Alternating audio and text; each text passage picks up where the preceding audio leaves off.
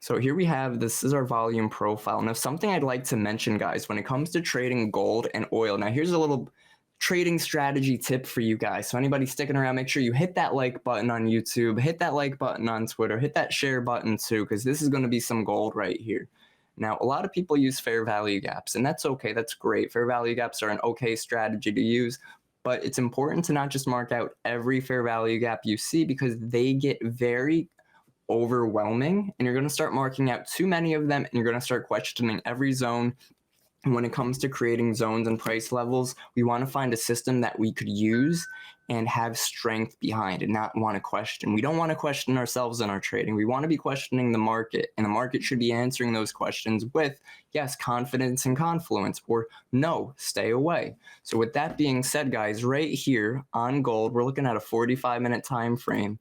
We have a fair value gap. Now, normally I don't mark fair value gaps out unless they're on a 15-minute or a 5-minute, and that's usually from intraday as well. But something I want to point out here, guys, here's our volume profile, and our volume profile starts over here from Sunday's open.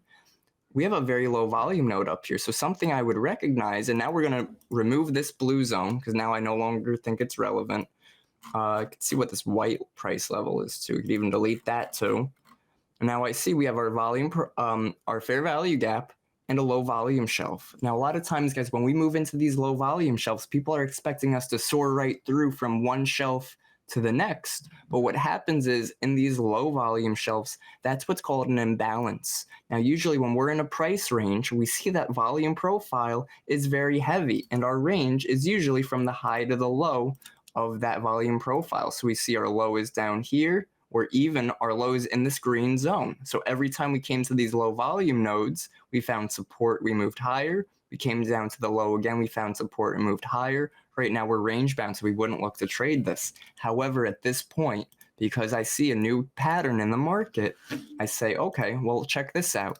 When we break these recent highs, we reject it and we move lower. We broke this recent high, we rejected it, we moved lower, broke this high, rejected it, and moved lower. So now what I would look for is I'd look for that same price action that we break this high, we're in this low volume shelf, I'll move it over so you could see how it lines up directly with that low volume node. And we could take that short once we see some selling pressure step in there. Do apologize, I think my trading view's hitting a little bit of a wall there. I'm moving too fast for it, guys.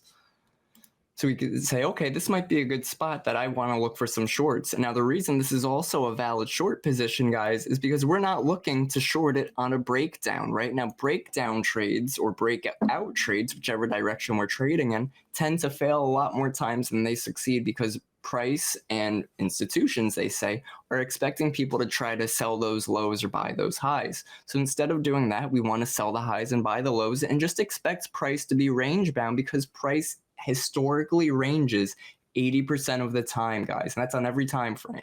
So we want to make sure if price is historically range bound 80% of the time, I want to have a trading strategy that I could use 80% of the time. And that's going to be something like a volume profile, a low volume node, supply and demand, and trading the ranges. So this would help give us confidence in a short position. It's also near the 3350 area. That's a key psychological level. So there's a lot lining up here to help give us confidence in this short trade on gold.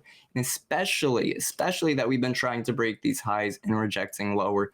And we have a low volume shelf right there as well. So because of all of that adding up, I would pull out a tool like Bookmap, which shows me order flow, and say, okay, what's going on here? Do we have any passive sellers at 33.51 that I could look to take this short position with, right? Because when I'm taking a short position, and at this point, guys, we have to recognize that if we're taking this short up here, we're selling the highs. So we don't know if this short position is going to work out because we just had a rally going into it. However, we know that there's a lot of traders taking that breakout trade. There's a lot of people feeling FOMO after the bulls took control. I don't want to be one of those traders. I want to be fading those traders. To say you're fading something in the market means you're shorting it.